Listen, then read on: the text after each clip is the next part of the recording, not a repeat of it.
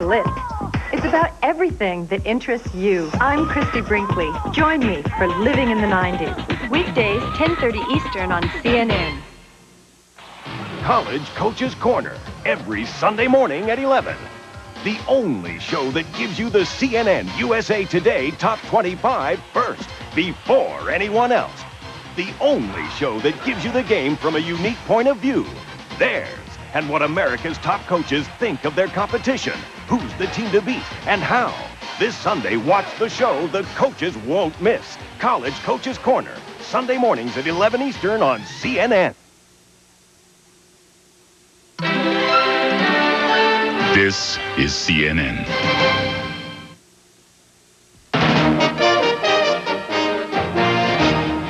There's plenty of blame being spread around in a new report on the Los Angeles riots. George Bush tries to shore up support in his political base, while Bill Clinton ventures into Republican territory. And he was a major figure in the investigation of the JFK assassination.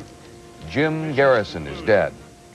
This is Early Prime. I'm Sharyl Attkisson. And I'm Lou Waters. Here's what's happening. The Los Angeles Police Department, the former police chief, and the city's mayor all are singled out for criticism in a new report on the Los Angeles riots. A committee led by former CIA and FBI Director William Webster says L.A. government acted like a dysfunctional family in the weeks and months before the violence. It says the city should have prepared for the worst when the jury reached a verdict in the Rodney King assault trial. It says former police chief Daryl Gates failed to anticipate the outbreak of violence and should have offered plans to control it. Beyond that, it says Mayor Tom Bradley also failed to make sure that an emergency preparedness plan was in place. Among the committee's other findings, the LAPD has too many specialized units and should re-emphasize the importance of police patrol duties. It says the city's emergency communication system was overwhelmed during the riots and recommends a complete overhaul of the city's 911 system.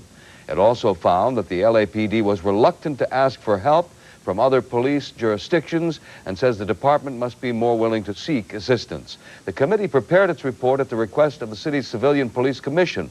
It already is drawing fire from Daryl Gates. The former police chief says he hasn't read the report but still insists the committee is led by a bunch of, as he called them, liars. President Bush is using a tactic openly reminiscent of Harry Truman's comeback as he tours the Southeast. He's on a whistle-stop train ride in the Carolinas today. The president told a trackside rally that Bill Clinton is too inexperienced and wishy-washy to lead the country. This morning, Bush had breakfast at the Waffle House to illustrate his claim that Bill Clinton waffles on the issues. Here's a fresh sample of what the president has been saying this afternoon about his Democratic rival. My argument with the governor of Arkansas is you can't please everybody. I found that out in this job. You've got to call them as you see them. And if you make a mistake, you admit it. You don't try to cover it up and say one thing to one group and another thing to another group. And therein is a question of character on everything from the right to work laws to term limits to free trade to the Persian Gulf. He's tried to be on one side and then another. And you cannot do that as president, and that is a matter of character. As the campaign enters the home stretch, Bush strategists are considering 2 other train tours before Election Day. Bill Clinton is shifting his election effort into high gear, saying he will campaign almost nonstop from now until Election Day. Clinton is in traditionally Republican territory today, Colorado, Wyoming, and Montana. He says he's not taking anything for granted despite his lead in the polls. Clinton also spoke about Monday's debate, comparing Bush to a popular cartoon character. In that debate the other night, Mr. Bush reminded me of Lucy in that cartoon strip Peanuts, where she said, if you can't be right, be wrong as loud as you can. Clinton again dismissed Republican charges he would raise taxes on the middle class in order to deliver on his campaign promises. Ross Perot has no public appearances scheduled this week, but that could change. His aides hint he'll soon hit the campaign trail. Perot is holding a strategy session today, and his schedule is to be released afterwards.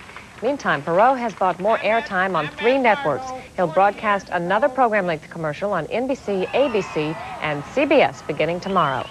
Former United Nations weapons inspector David Kay is taking issue with a statement George Bush made during Monday's final debate. At one point in that debate, Bush claimed that there was no evidence Iraq had used U.S. technology in its nuclear weapons program. Kay says that's not true.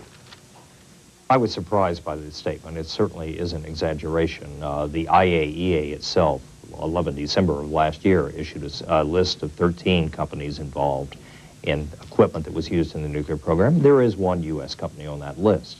There was also a lot of other U.S. technology, but I must add the U.S. was clearly not a major supplier, and that would certainly be true. Much more came from other countries. Under policies of the late 1980s, U.S. firms were allowed to sell Iraq equipment for civilian and military purposes. Arabs and Israelis are talking again as round 7 of the Mideast peace talks got underway in Washington today. The delegates reportedly are focusing on the U.S. election and whether President Bush will continue in office. The current round also is clouded by developments in the Middle East today. Israeli warplanes hit a guerrilla base in southern Lebanon, and 2 Israeli soldiers were wounded by Palestinian gunmen in the Israeli-occupied West Bank. Jim Garrison, who promoted a conspiracy theory of the 1963 Kennedy assassination, has died in New Orleans. He was 71. The coroner's office says he died at home of natural causes. Garrison's book, On the Trail of the Assassins, was the basis for the film JFK. Garrison appeared in the film as Earl Warren, head of the Warren Commission, which Garrison sharply criticized. As New Orleans district attorney, he prosecuted businessman Clay Shaw, saying Shaw was part of a large group that plotted to kill President Kennedy. Shaw was acquitted. Shirley Booth was probably best known as the housemaid in the 60s television sitcom Hazel. She once said it was television that made her rich, but she was also a respected stage and screen performer. Booth won a Tony and an Oscar for the role of a frumpy housewife in versions of Come Back Little Sheba. She died last Friday near Cape Cod at age 94. The British government backs off a controversial plan for its coal mines after thousands of coal miners take to the streets in anger. That story's ahead. And the story of one Hurricane Andrew victim who lost everything except her will to rebuild. CNN's Early Prime, news and information for people in the prime of life. At lunchtime, cook Californian, but drink French. La Forêt Bourgogne Chardonnay. At nighttime, make it Mexican, but drink French. Escarlate from Delas. At dinner time, mange Italian, but drink French. La Cour Pavillon Bordeaux. Or anytime, savor the USA, but drink French. La Forêt Bourgogne Pinot Noir. For your free guide to more great French wines, call 1-800-522-WINE. It's a great time to be French. The Washington Post calls The Sting a big winner. Outstanding con game film, says Variety. Paul Newman, Robert Redford, winner of 7 Academy Awards. The Sting, 10:35 Eastern Sunday on TBS. America's cities, built to be shining symbols of our nation's prosperity, now tell the story of economic stagnation.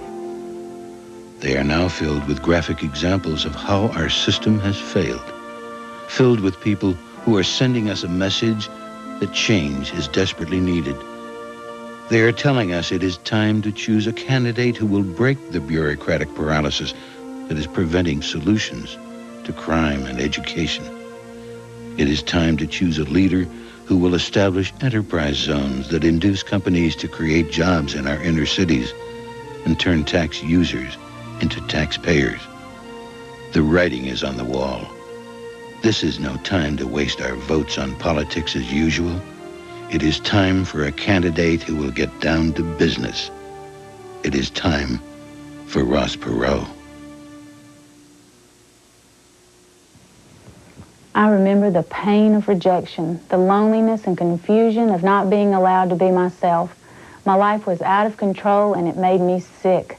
I tried to make it work, but I couldn't do it alone. I had to get help.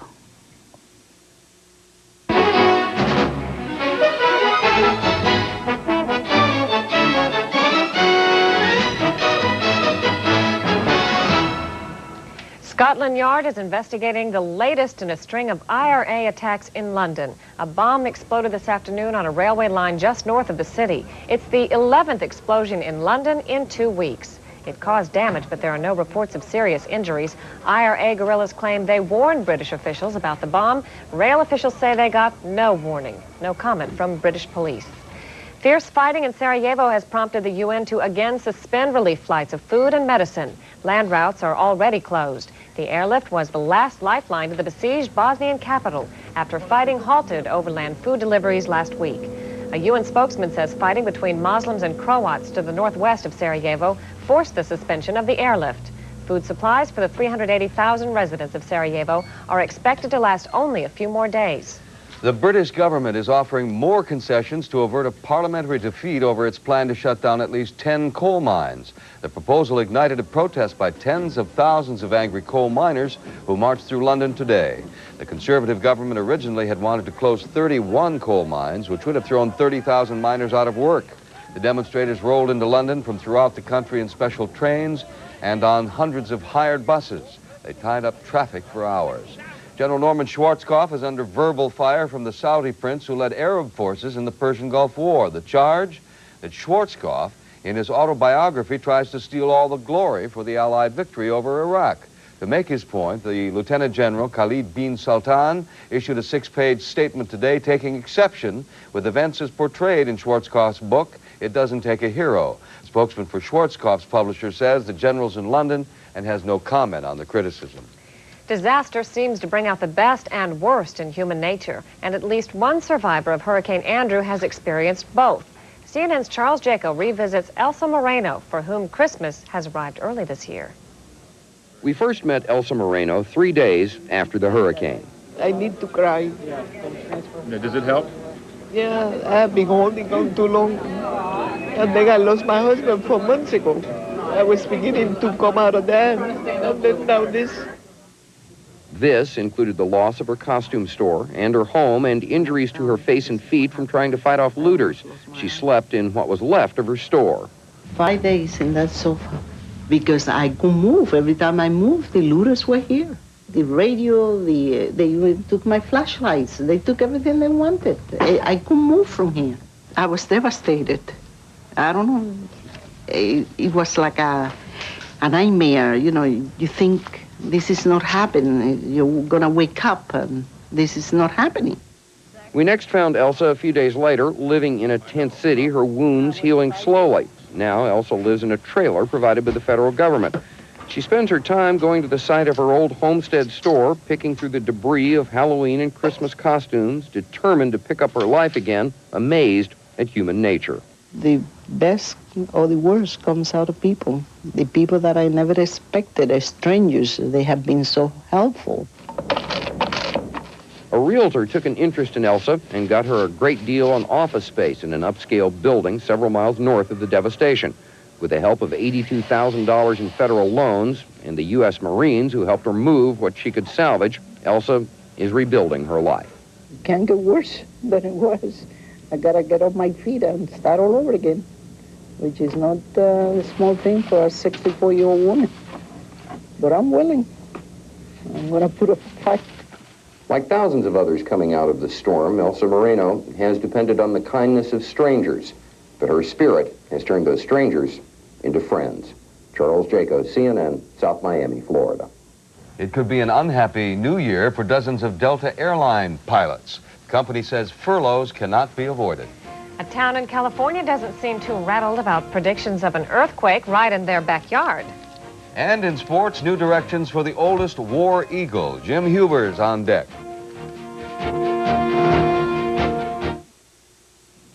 Hi.